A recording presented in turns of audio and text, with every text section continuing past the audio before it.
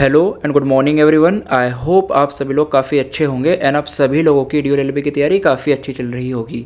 Guys, this is the part 3 of our series Indian polity PYQs and आज इस video के अंदर हम लोग फर्दर 50 मोर क्वेश्चंस को डिस्कस करेंगे। तो अगर आप लोगों ने प्रीवियस पार्ट्स नहीं देखे हैं देन उसका लिंक आपको डिस्क्रिप्शन बॉक्स में नीचे मिल जाएगा, आप उनको देख लीजिए and let's start with our video. So आप लोग क्वेश्चन को देखिए। Question 101 says that the term of each member of the Rajya Sabha is, the answer is 6 years. Now coming on to the next question. Next question says that the constitution of India came into force on. अब देखो जो questions होते हैं basically static questions होते हैं, so you should know the answer to this question. So the right answer to this question is option number B, which is 26 January 1950. Then question number 103 says that which of the following qualification are required for becoming a governor of an Indian state. तो आपको बताना है कि governor बनने के लिए क्या basically requirement होती हैं जो कि फुलफिल करनी होती है. What are the qualifications of it. So he must be the citizen of India, he must be not the age of less than 35 years, should not hold the office of prophet. So basically all the above is the right answer. Then coming on to the next question, what is the power of the Rajya Sabha with regard to a money bill. ठीक है, आपको बताना है basically कि money bill के regarding में राज्यसभा के पास क्या पावर्स होती हैं. सो इसका जो राइट आंसर है वो है it has no power, that is option number D. Because आपको पता है कि in the case of money bill it's only the Lok Sabha who is having the powers. Rajya Sabha does not have the powers in case of the money bill. Then the next question is that the president of India is elected by the electoral college. And आप देखेंगे कि ये वाला question बहुत बार repeat हुआ है और previous year questions को करने का सिर्फ एक ही मोटिव है जिससे कि हम लोग प्रैक्टिस कर पाएँ ज़्यादा से ज़्यादा क्वेश्चंस. ठीक है, बिकॉज यू नो कि क्वेश्चंस रिपीट होते हैं. तो आप इस क्वेश्चन को देखिए और आप बताइए कि प्रेसिडेंट ऑफ इंडिया के इलेक्टोरल कॉलेज में कौन कौन होता है. ठीक है, कौन कौन बेसिकली पार्ट है. दिस इज़ लोकसभा, इसको करेक्ट कर लीजिए. This is Lok Sabha. Members of the Lok Sabha only, no. Members of the Rajya Sabha only, no. Member of both the house, no. Elected member of both house of the parliament, legislative assemblies of the state and UTs. This is the most appropriate answer. ठीक है. Coming on to next question 106. Which among the following is not a fundamental right now? It means पहले था but अभी नहीं है. इसका answer है right to property. ठीक है, यू नो कि राइट टू प्रॉपर्टी पहले फंडामेंटल राइट हुआ करता था but now it is not a fundamental right. So आपको पढ़ना है कि which is that particular constitutional amendment which basically took और which basically remove the right to property from the list of the fundamental right. ये amendment आपके लिए important हो जाता है. तो ठीक है, आपको इसको सर्च करना है. उसके बाद आता है 107. Which of the following state और UT has no legislative council. आप बात देखेंगे कि there are only 5 states which are having the legislative council. ठीक है, so you should know that particular list कि कौन कौन से ऐसे स्टेट हैं. इस केस में अगर हम देखते हैं then Tripura is the right answer because Tripura is the state which does not have the legislative council among the following options. Now coming on to the next question 108. Who appoints a governor of a state. So we all know that it is being appointed by the president, of course, on the advice of the council of ministers. Then coming on to next question, that is 109. Secularism in the Indian constitution stands for. You know that जब आप preamble को पढ़ते हैं तो उसमें secularism एक शब्द होता है, तो हमें बताना है कि इसका basically मतलब क्या होता है ना. You know कि our Indian secularism is different from the Western secularism. So in Indian context, what do we mean by the term secularism? It means equality of all the religion. ठीक है, this is the right answer. Then coming on to 110. Right to property was dropped from the part 3 of the constitution by. ये simply पूछता है कि पहले हमारा क्या था, right to property use to be a fundamental right, but ऐसा कौन सा कॉन्स्टिट्यूशनल अमेंडमेंट आया जिससे इसको हटा लिया गया. And it is the 44th constitutional amendment act. ठीक है, this is the right answer. Then the next question is 111. Constitution of India was adopted in the year. देखो ये वाला फिर से एक स्टेटिक क्वेश्चन है, so you all should know the static question as well. And the right answer is 1949. ठीक है, coming on to next question, that is 112. Who is competent to alter the boundaries of a state? You should know किसके पास basically power दिए गए हैं कि boundaries को वो alter कर सकता है. It is the parliament. Coming on to the another question, which among the following language was added to the 8th schedule. ठीक है, 19th second amendment के बाद कौन सी लैंग्वेज को ऐड किया गया हमको बताना है. ठीक है, सो the right answer in this particular question is basically Mithali, ठीक है, this is the right answer. तो आप एक काम कर सकते हो कि बेसिकली क्या करते हैं लोग, काफ़ी स्टाइल्स में क्वेश्चंस पूछते हैं। आपसे ये पूछ सकते हैं कि 92nd अमेंडमेंट में कौन कौन सी लैंग्वेजेस ऐड करेंगे, तो आपको सारी लैंग्वेजेस का नेम याद करना है, ठीक है। Name of all the 4 languages which were basically added, ठीक है। एक तो आपको ये काम करना है उनका नेम, उनका number, how many languages are added, by which constitutional amendment they are added, in which year they are added, ठीक है। ईयर भी पूछ सकते हैं 2003। Then coming on to 104, which among the following cities does not have the bench of the NGT. And mind you इन्होंने NGT से भी काफ़ी क्वेश्चंस पूछे हैं एंड इसका आंसर है अहमदाबाद, ठीक है।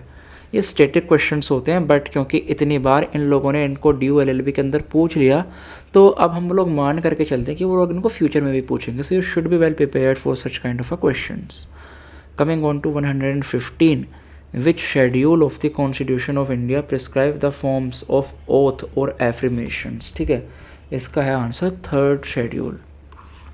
Coming on to next question, which provision of the Constitution deals with the legislative power of the President of India, ठीक है। बेसिकली पूछ रहा है आपसे ऑर्डिनेंस मेकिंग पावर के बारे में, तो आपको इसका आंसर बताना है। इसका आंसर है 123, ठीक है, article 123 is the right answer.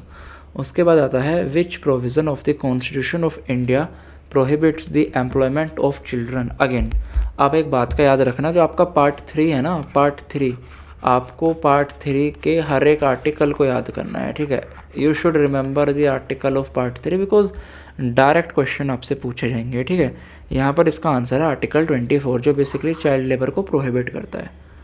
अब आएगा आपका 118, हु अमंग द फॉलोइंग जज of the supreme court never served as the high court जज।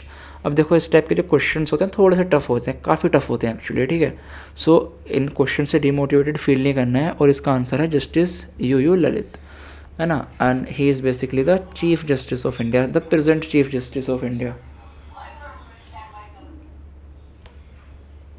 Then the next question is, in which of the following judgment did the Supreme Court of India set aside the practice of the talaq-e-biddat, that is the triple talaq? It is a recent case, ठीक है। You should know that is the Shaira Bano versus Union of India. In this case Supreme Court ने क्या किया, triple तलाक को struck down कर दिया। इसके बाद नेक्स्ट आता है, a judge of a Supreme Court of India after retirement can practice in, we know that in none of the above, basically वो कहीं नहीं कर सकते। और आपको क्या पता रखना है, आपको ये पता रखना है कि हाई कोर्ट के जजेस कहाँ नहीं कर सकते, ठीक है। यू शुड नो कि हाई कोर्ट के जजेस के केस में कहाँ कहाँ वो बार्ड हैं बेसिकली प्रैक्टिस करने से। उसके बाद आता है next question, who among the following can attend the meeting of both the houses of the president parliament and not being a member of the either house. The simple answer is attorney general. And आपके लिए attorney general का topic important है because recently हमारे India के अंदर क्या हुआ है, न्यू अटॉर्नी जनरल अपॉइंट हुए हैं, ठीक है। तो इनके आर्टिकल्स, इनके प्रिविलेजेस, इनकी पावर्स सब आपको याद रखना है। इसके बाद नेक्स्ट क्वेश्चन आता है 122, who among the following is known as the frontier Gandhi, ठीक है। And the right answer this question is Khan Abdul Ghaffar Khan, ठीक है, this is the right answer. ये सब प्रीवियस ईयर्स में पूछे गए क्वेश्चन हैं, ठीक है। Now 123, who among the following was not a member of the constituent assembly. Now again it is Ashimis Shigal, ठीक है, this is the right answer, all the static questions. Now coming on to 124, who amongst the following did not serve as the chairman of the Law Commission of India? इसका answer है justice VR Krishna Iyer, ठीक है, this is the right answer to this question. अब coming on to the next question, interstate river water dispute in India are to be decided by. अब इस question में बच्चे बहुत ज़्यादा कन्फ्यूज़ हो जाते हैं, सो यू शुड नो कि इनको कौन करता है। सो इसको हमें क्या करना है, बेसिकली ऑप्शंस के अकॉर्डिंग जाना है। Centre water commission no, high court no, ministry of water resources no, it means the none of the above is the right answer. Coming on to next question 126, who propose the idea of the constituent assembly, ठीक है, it is N Roy. So इस तरीके से आपको जो आपका constitution in the making जिसको हम बोलते हैं, जो कॉन्स्टिट्यूएंट असेंबली था, वहाँ से भी काफ़ी क्वेश्चंस आपको देखने के लिए मिलते हैं, ठीक है। देन आता है 127, which of the following is explicitly prescribed as a DPSP under the constitution. So the right answer to this question is all of these, because सारे के सारे ही क्या थे जब हमारा संविधान बना था तब उसमें प्रेजेंट थे, ठीक है। अब हम लोग बात करते हैं 128 की। सो 128 के अंदर आपको बताना है कि विच of the following does not fall in the list 1 of the union list of the 7th schedule, ठीक है। तो इसका राइट आंसर क्या होगा, इसका होगा public health and sanitation. It is basically a state subject. अब आपको पता होना चाहिए कि 7th शेड्यूल के अंदर हमारे को क्या क्या चीज़ें दी गई हैं, कितनी लिस्ट दी गई हैं, कौन सा सब्जेक्ट बेसिकली किस लिस्ट के अंदर है। It all has to be remembered.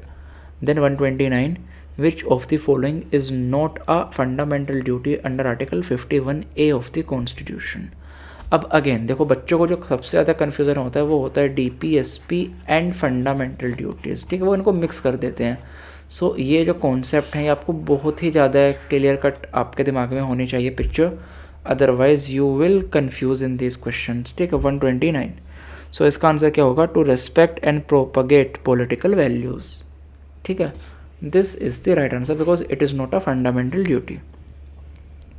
Then 130, which of the following fundamental right is not available to foreigners in India? Freedom of speech and expression is the right answer, ठीक है। Then 131, one who studies elections and trends in voting is known as. The right answer to this question is option number C. Then coming on to question number 132, that is the right to property is a, अब आपको पता है कि it is not a fundamental right, so it is basically a legal right. Option number C is the right answer. अगर वो आपको constitutional right option में दे दे then yes constitutional right, ठीक है।